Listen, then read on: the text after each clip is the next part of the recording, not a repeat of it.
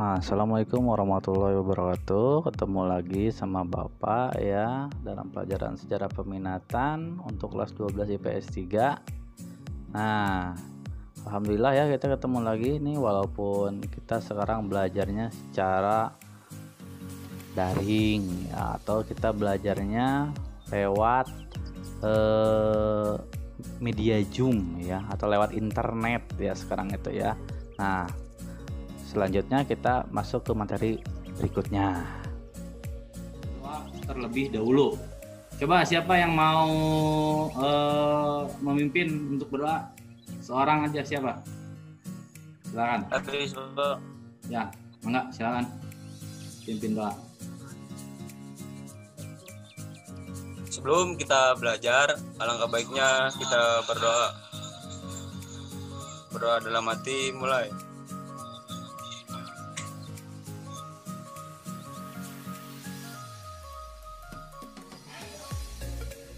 Selesai. Terima kasih ya untuk Haris sudah memimpin teman-temannya untuk berdoa. Nah, sebelum itu kalian sudah mengisi presensi belum? Absen harian, kehadiran, daftar hadir. Nah, Bapak udah share kan? Nah, itu. Udah, Pak. Udah share kalian ini.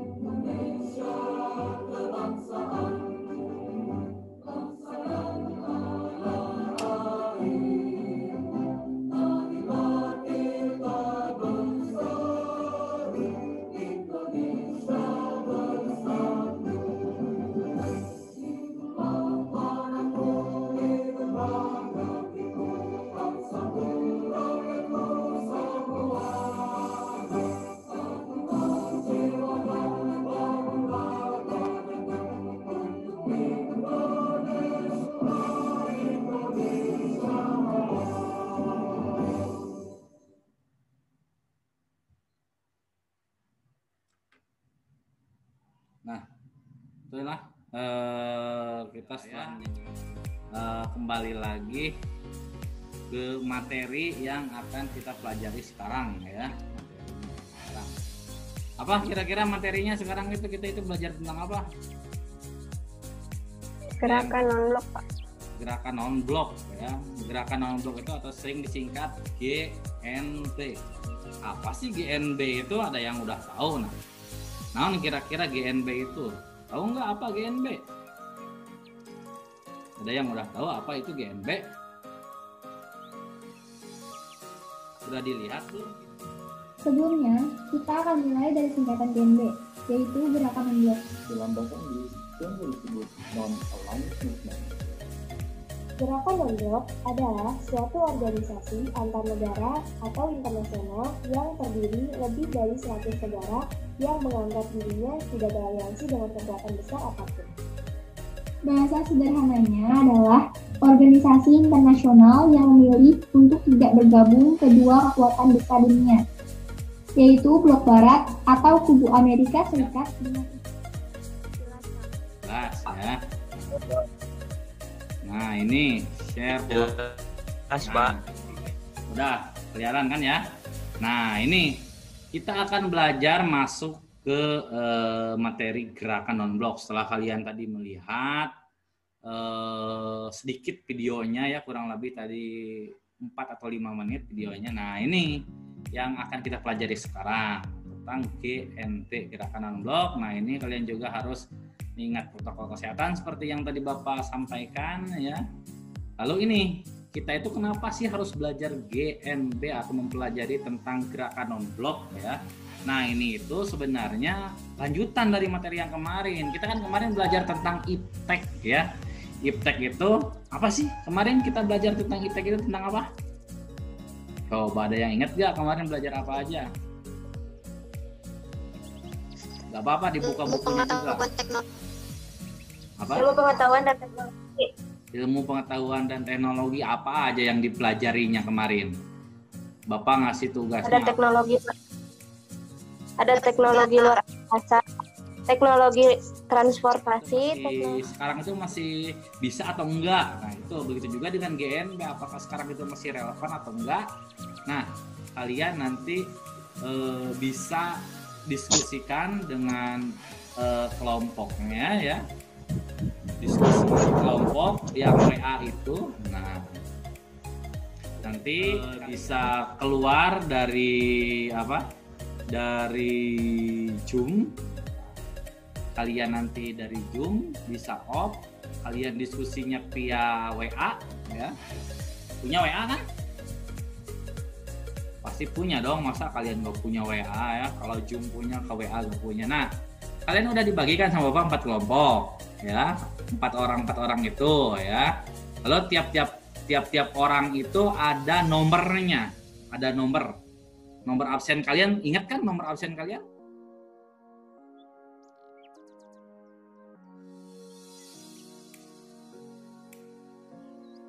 Diskusinya apa sih yang kalian dapatkan itu dari diskusi tadi, ya? Nah, kan udah bagi 4 kelompok tuh ya, dari nomor absen 1 sampai 9, Bapak itu baginya dari 10 sampai kelipatan 9 dan yang terusnya ya. Jadi Bapak udah bagi 4 kelompok. Nah, akan Bapak sebutkan satu-satu nih, kira-kira nomor berapa ya yang Bapak sebutkan? Nomor kelompok 1 itu berarti sampai 9 ya. Nomor 9 coba. Siapa nomor 9? Absensi nomor 9. Siapa? Dela. Oh, betulan ya Dela ya. Dela. Nah, apa hasil diskusinya Dela? Ayo.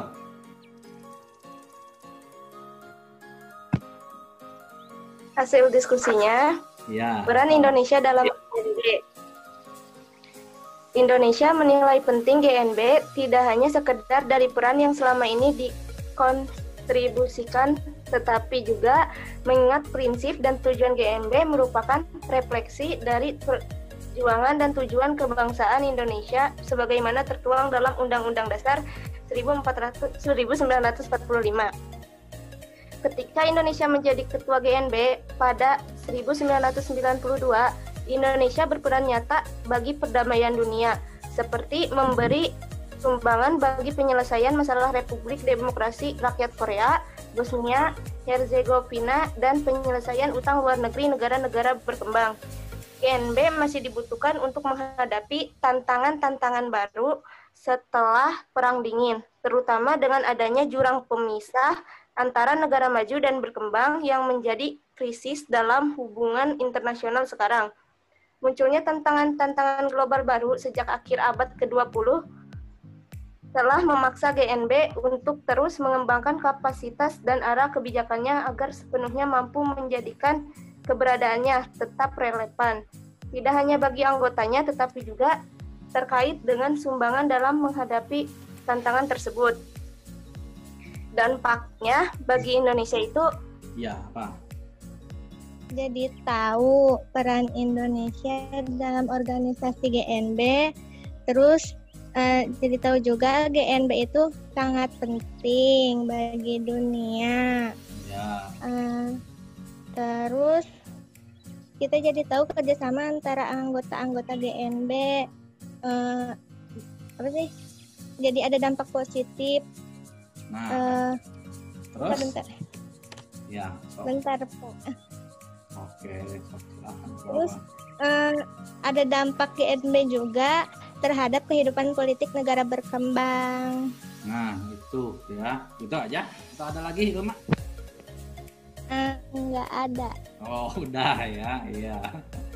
Nah, terima kasih ya Ilma ya. Jadi itu ya banyak sekali hikmah, nilai-nilai yang terkandung dalam pelajaran sekarang itu, bahwa negara kita itu memang dari dulunya itu sudah dihargai oleh bangsa-bangsa lain yang ada di dunia. Jadi kita itu jangan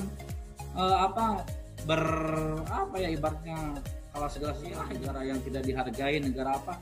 Ternyata sejarah itu membuktikan bahwa kita itu adalah bangsa yang besar, bahwa negara kita adalah negara yang besar, negara yang diperhitungkan oleh dunia. Nah itu, maka oleh sebab itu adalah nilai yang kita ambil, bisa kalian ambil, refleksi yang bisa kalian dapatkan ya, dari yang tadinya kalian tidak tahu apa itu GNB menjadi tahu ya, dari yang kalian tidak tahu bahwa Indonesia adalah negara besar jadi kalian tahu. Nah itu nilai yang terkandung, maka kita itu sudah sesuatunya harus berdoa ya. Nah, silakan Haris untuk memimpin temannya berdoa untuk melaksanakan doa penutup pembelajaran. Silakan. Sebelum kita mengakhiri pembelajaran hari ini, alangkah baiknya kita berdoa. Berdoa dalam hati, mulai.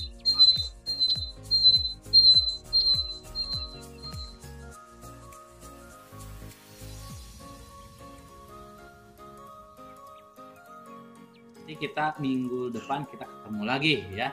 Gak ada yang tanyakan nih? Udah? Beres semua? Udah ngerti tugas dan materi-materinya?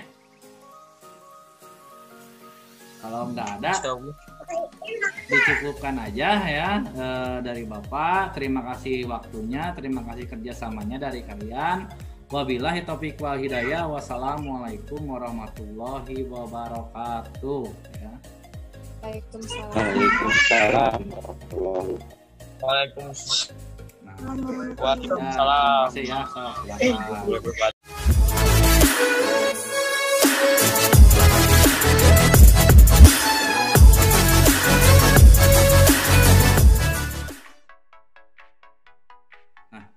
Assalamualaikum warahmatullahi wabarakatuh. Waalaikumsalam warahmatullahi wabarakatuh. Nah, seperti biasa ya, alhamdulillah kita bisa ketemu lagi dalam pelajaran sejarah peminatan ya. Walaupun masih dalam keadaan belajar dari rumah ya sekarang itu. Nah, kita masuk ke pembahasan minggu yang selanjutnya ya. Setelah minggu kemarin kita belajar mengenai yang namanya Kita belajar, alangkah baiknya kita berdoa. Berdoa dalam hati, mulai.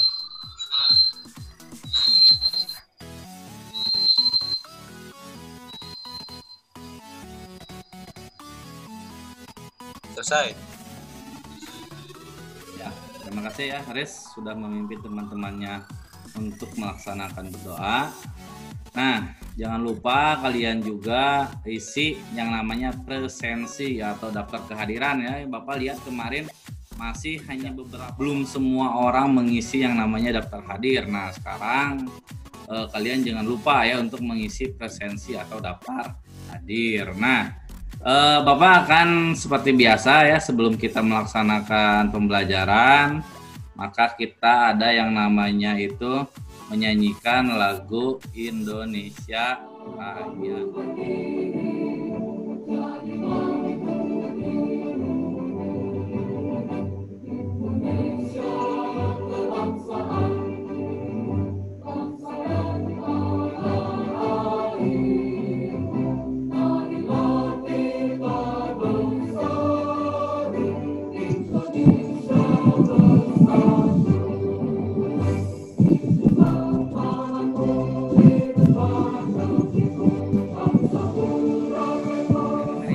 Itu tentang apa? ASEAN. Tentang ASEAN ya, kata Salsa tadi yaitu materinya itu sekarang tentang ASEAN. Tapi sebelum masuk ke materi ASEAN, kita kan minggu kemarin sudah belajar tentang gerakan non-blok ya, gerakan non-blok atau sering disingkat dengan GNB ya. Minggu kemarin sudah tuh kita belajar. Kalian sudah lihat videonya, terus kalian masing-masing orang atau masing-masing kelompok sudah berdiskusi tentang materi ini ya. Kenapa kita itu harus sekarang belajar tentang ASEAN? Tujuannya apa? Nah, ini tujuan kita sekarang belajar mengenai ASEAN supaya kalian itu bisa menganalisis tentang latar belakang dari berdirinya ASEAN. Lalu tujuan kita belajar selanjutnya itu yaitu supaya siswa mampu menelaah siapa sih tokoh-tokoh dari pendiri ASEAN itu. Jadi ASEAN itu pasti ada yang mendirikannya siapa. Lalu kalian juga diharapkan bisa untuk menganalisis peran dari bangsa Indonesia, dan melalui studi literasi kalian juga bisa untuk mengevaluasi kira-kira dengan Indonesia aktif di ASEAN itu apa sih keuntungannya bagi Indonesia. Nah, itu kan ini semua sudah Bapak bagi ke dalam pembahasan dari beberapa kelompok yang akan kalian diskusikan nanti ya lewat WA group kalian ya. Nah, Itu. Nanti Bapak tayangkan tentang video pembelajaran. Asia Tenggara. Tujuan dibentuknya ASEAN seperti yang tercantum dalam Deklarasi Bangkok adalah pertama, mempercepat pertumbuhan ekonomi, kemajuan sosial, serta pengembangan kebudayaan. Kedua, meningkatkan perdamaian dan stabilitas regional. Ketiga, meningkatkan kerjasama yang aktif. Keempat, saling memberikan bantuan dalam bentuk saran, sarana pelatihan, dan penelitian. Kelima, bekerja sama secara lebih efektif dalam bidang pertanian dan industri. Ini ternyata ASEAN itu seperti ini, terus negaranya itu seperti ini. Nah, akan lebih Bapak jelaskan lagi di dalam PowerPoint yang akan Bapak tampilkan. Nah, ini kan tadi bilang suaranya agak kedengaran atau apa ya. Nah, ini supaya lebih kelihatan, sekarang Bapak tampilkan PowerPoint-nya kelompok kalian ya, yang kemarin tuh udah Bapak share nama kelompoknya, terus materi kelompoknya juga sudah ada. Nanti tinggal kalian lihat aja ya materinya itu seperti apa ya. Kalian bisa di sana itu kalian membaca ya, kalian itu mengamati ya, lalu kalian itu nanti diskusikan sama teman kalian materi. Contoh, kelompok 1 itu kan materinya itu tentang latar belakang dari ASEAN. Nah, dari latar belakang ASEAN itu kalian diskusikan dengan Assalamualaikum warahmatullahi wabarakatuh. Di sini kami kelompok 2 mau menjelaskan tentang tokoh-tokoh pendiri ASEAN. Tokoh-tokoh pendiri ASEAN itu ada 5, terdiri dari 5 perwakilan negara. Terus siapa saja sih pendiri ASEAN tersebut? Yang pertama dari Indonesia yaitu Adam Malik. Adam Malik merupakan tokoh pendiri ASEAN yang berasal dari Indonesia. Beliau lahir pada tanggal 22 Juli 1917 di Pematang, Siantar, Sumatera Utara dan meninggal pada tanggal 5 September 1984 di Bandung, Jawa Barat. Adam Malik menjadi wakil Indonesia pada saat diselenggaranya Deklarasi Bangkok yang merupakan cikal bakal berdirinya ASEAN. Beliau menjabat sebagai Menteri Luar Negeri Indonesia ketika mendatangani pembentukan ASEAN. Beliau menjabat sebagai Menteri Luar Negeri Indonesia tergabung dalam ASEAN. Negara kita jadi lebih gampang kalau ingin melakukan perdagangan dan investasi sesama anggota ASEAN. Yang dimaksud lebih gampang adalah peraturannya lebih mudah, biaya impor yang dikurangi biar lebih murah, dan kuota barang yang diimpor boleh lebih banyak daripada biasanya. Saya Sri Sylvia. Jadi kesimpulannya yaitu karena Indonesia tergabung dalam ASEAN, negara Indonesia menjadi lebih mudah dalam melakukan perdagangan dan investasi terhadap negara lain. Dampak Indonesia dalam bidang ekonomi yaitu kerjasama Indonesia dengan negara-negara ASEAN akan memperkuat perdagangan dan mendatangkan kemakmuran. Kerjasama dalam bidang ekonomi itu dapat berupa pertukaran barang dan jasa. Dalam bidang politik, dampaknya adalah menjadi disegani oleh negara lain yang meliputi keamanan kawasan, kesatuan, dan sentralisasi. Kita mulai dari kelompok 1, nomor absen 3, Amelia Kartika. Ada nggak Amelia Kartika? Mana Amel? Ada. Ada Amel, mana Amel? Coba lihat. Amel. So, Amel, tadi hasil diskusinya apa, Amel? Kelompok Amel?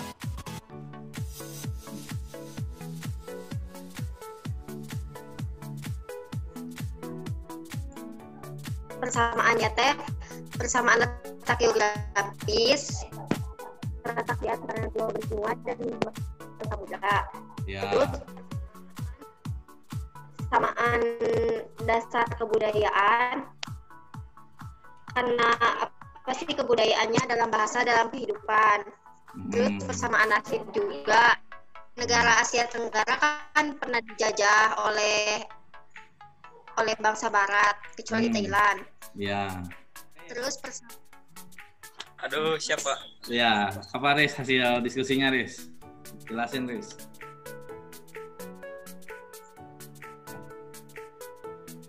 Jadi naon? Jadi ada 5 tokoh pendiri ASEAN.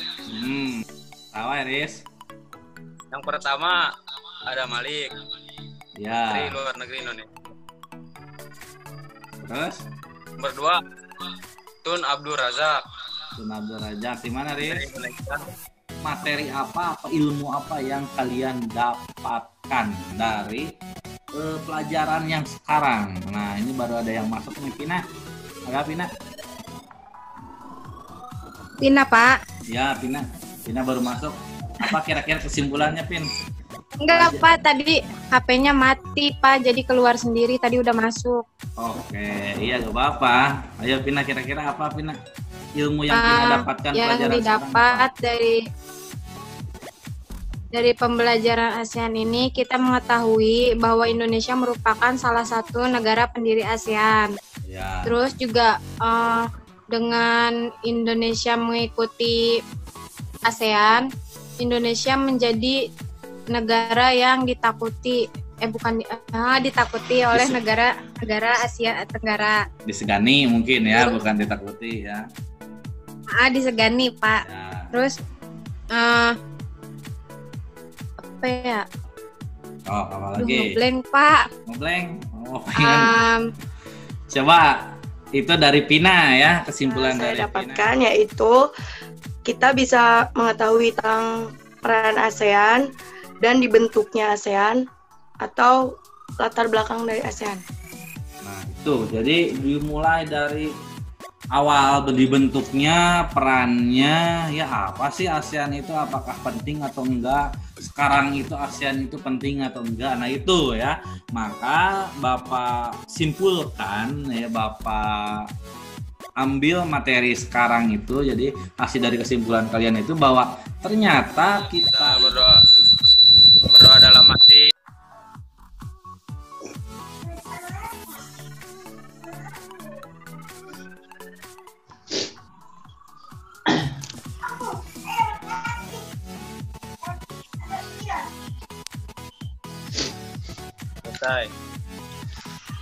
Terima kasih ya, Riz, udah memimpin temannya untuk berdoa. Nah, jangan lupa kalian laksanakan tugasnya, kalian diskusikan sama kelompoknya tugasnya apa aja. Untuk materi minggu depan ya, kalian baca lagi materi minggu depan mengenai kerjasama negara utara dan selatan. Semuanya ada, kalau kalian bingung ada di LKS kalian ya, nih ini pas di LKS kalian kelas 12 sejarah peminatan ada tentang kerjasama negara utara dan selatan di bab terakhir ya. Nah, kalian bisa bisa kalian baca-baca ya. Nah, itu seperti itu. Dicukupkan aja pembelajaran sekarang. Terima kasih. Wa'alaikumussalam warahmatullahi wabarakatuh. Waalaikumsalam warahmatullahi wabarakatuh. Nah, silakan ya, selamat siang, selamat melanjutkan aktivitasnya ya. Oke. Terima kasih. Ya, Pak. Ya.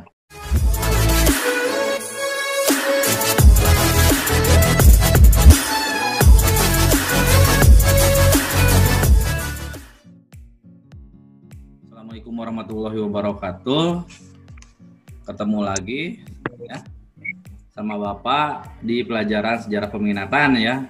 Minggu depan kalian sudah pas ya penilaian akhir lebih dahulu ya, dipimpin oleh KM. Silakan Aris pimpin untuk teman-temannya berdoa ya. Sebelum kita belajar, alangkah baiknya kita berdoa.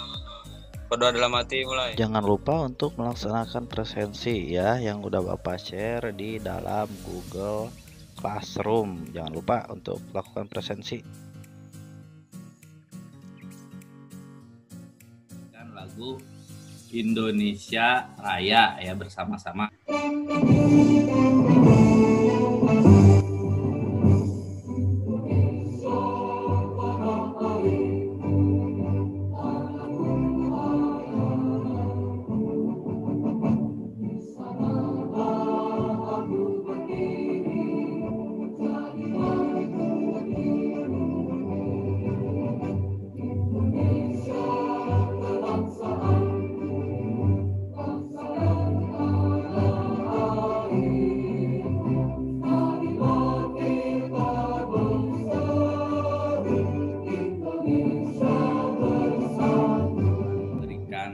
yang namanya itu pengulangan dari materi sebelumnya. Jadi materi sebelumnya itu kan kita belajar mengenai apa? Ada yang tahu materi minggu kemarin teh tentang apa? Masih ingat? Tugasnya juga ada yang belum tuh, berapa kelompok ya? Satu kelompok lain kalau belum tugas. ASEAN, Pak. ASEAN ya. ASEAN itu adalah organisasi yang dibentuk oleh negara-negara di Asia Tenggara. Kalian itu untuk selalu menjaga negara utara dan selatan. Yang pertama kali tujuan pembelajarannya itu bahwa kalian itu peserta didik harus bisa menganalisis latar belakang munculnya negara dan selatan ini lebih memiliki makna ekonomis. Jadi ekonominya bukan makna geografis. Apa maksudnya? Nah, di sini ada penjelasannya ya. Kalian tinggal dengarkan aja. Nah, maksudnya itu dalam kedua kawasan tersebut terdapat pengelompokan beberapa negara. Jadi di utara dan selatan itu ada beberapa negara. Nah, kawasan utara itu, nah di sini adalah negara-negara maju secara geografis, terletaknya di Eropa Barat, Amerika, dan Kanada. Nah, apa sih peran Indonesia dalam kerjasama utara dan selatan? Ada nggak perannya? Nah, kita bahas selanjutnya. Ternyata ada ya perannya itu ketika Indonesia mengadakan yang namanya konferensi tingkat tinggi gerakan non-blok yang dilaksanakan di Jakarta pada 1-7 September 1992, di mana waktu itu Indonesia adalah memfokuskan pada masalah perdagangan barang komoditas internasional. Nah, kalian nanti begitu kalian diskusi ya bisa kalian gunakan buku ini atau kalian gunakan cari materinya itu kalian cari di internet ya. Link internet tuh udah Bapak share, ada banyak linknya, kalian tinggal cari aja, searching aja. Nanti begitu diskusi kelompok itu. Nah, sebelum itu ada yang ditanyakan nggak sama Bapak? Untuk materi sekarang, kalian itu nanti diskusikan sama temannya mengenai materi-materi yang ada dalam kerjasama negara utara dan negara selatan. Sesuai dengan pembagian kelompoknya, berarti kelompok 1 itu membahas tentang latar belakang. Assalamualaikum warahmatullahi wabarakatuh. Kami di sini dari kelompok 1 akan membahas mengenai latar belakang kerjasama negara utara dan selatan. Pendapat saya mengenai latar belakang tersebut yaitu kerjasama selatan utara tersebut pada perkembangannya diadopsi oleh PBB pada 1978 melalui Buenos Aires Plan of Action menjadi tonggak bagi kerja sama teknik antar negara berkembang dan maju. Pada dasarnya adalah kerjasama teknik selatan utara ini yang bertujuan membagi keuntungan secara adil dari diadakannya perdagangan tersebut. Namun kenyataannya memang tidak adil. Latar belakang kerjasama negara-negara kawasan utara dan selatan karena adanya negara-negara pada era pasca Perang Dingin sudah tidak berkelompok lagi berdasarkan ideologi atau liberalisme atau komunisme, tetapi berdasarkan tingkat kapasitas perekonomian. Oleh karena itu muncullah konsep negara maju dan negara berkembang atau negara-negara kelompok utara. Pada saat konferensi tingkat tinggi gerakan non-blok yang ke-10 dijadikan pada 1-7 September 1992, Indonesia menjadi tuan rumah sekaligus ketua dari gerakan non-blok. Pada saat itu Indonesia mendorong kembali diadakannya dialog antara kawasan utara dan selatan. Tujuannya itu difokuskan pada masalah perdagangan barang komoditas internasional. Negara-negara di kawasan selatan juga menginginkan komposisi yang adil sehingga dapat saling menguntungkan dari penjualan komoditas tersebut.